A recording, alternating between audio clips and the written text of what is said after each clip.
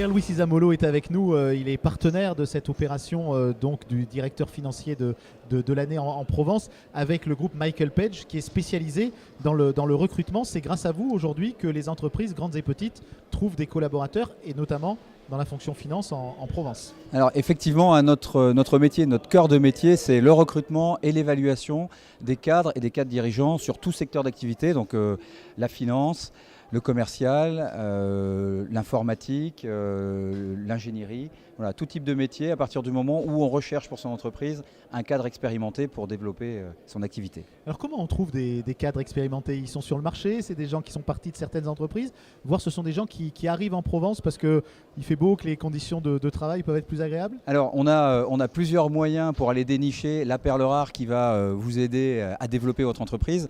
On est déjà outillé avec une belle base de données, avec des candidats qui sont déjà implantés dans la région, qui est, je dirais, un gage de greffe qui peut prendre, mais on a des candidats qui sont basés sur toute la France. C'est notre premier média pour aller chercher des candidatures. On passe également des annonces, presse et internet, en fonction voilà, du type de poste. Et puis bien évidemment, une partie de notre activité, c'est l'approche directe, la chasse de tête.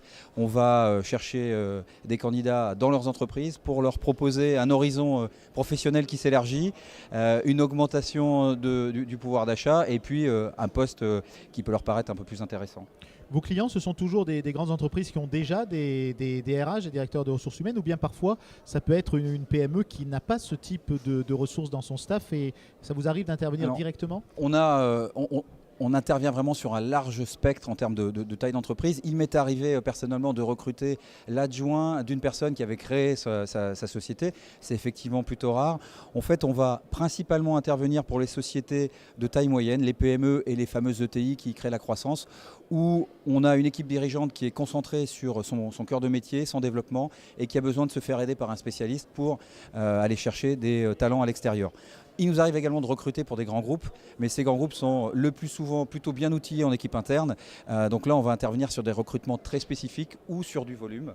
Voilà pour notre cœur de cible. On a vu que parmi les sociétés représentées ce soir, il y en a beaucoup qui sont en période de forte croissance. Votre rôle, là, c'est d'aider ces entreprises à se structurer? Oui, tout à fait. Alors, la croissance du chiffre d'affaires, c'est très bien, mais pour obtenir une croissance pérenne, il faut un socle de processus, de méthodes, de savoir-faire et une équipe dédiée. Et donc, on les aide à soit élargir le socle, soit à le consolider sans l'élargir, mais avec de meilleures compétences. Vous parliez tout à l'heure de recrutement et d'évaluation. Ça veut dire quoi l'évaluation? Eh bien, il n'y a pas de bon recrutement sans évaluation. L'évaluation, c'est pouvoir, par rapport à un besoin donné qui va nous être précisé par une entreprise, d'évaluer le savoir-être, le savoir-faire. Et comme on est le plus souvent sur des managers, le savoir-faire d'un candidat ou d'une candidate d'ailleurs par rapport à un poste. J'ai coutume de dire qu'il y a vraiment... Il n'y a pas de mauvaise candidature, il n'y a pas de mauvais candidat. C'est un candidat adapté par rapport à une culture d'entreprise, un process et un métier. Vous participez à de nombreuses animations autour donc, de ces directeurs financiers, de l'entreprise qui a la plus forte croissance. Alors, à quand un trophée des DRH? Alors, c'est une excellente question parce que effectivement, aujourd'hui, on met en avant dans la région les entreprises qui ont une forte croissance. On met en avant les directeurs financiers qui sont performants et qui sont contributeurs donc au succès de leur entreprise.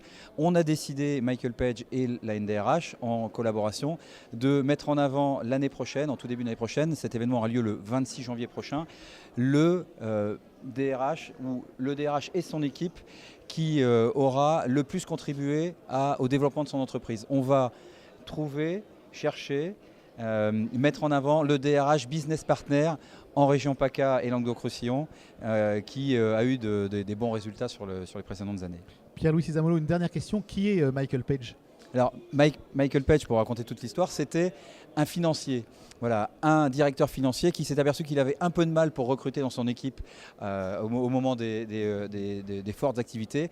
Et il a quitté ce métier de la finance pour dire moi, en tant que directeur financier, je vais recruter en finance pour mes confrères et mes collègues. Et ça a très bien fonctionné.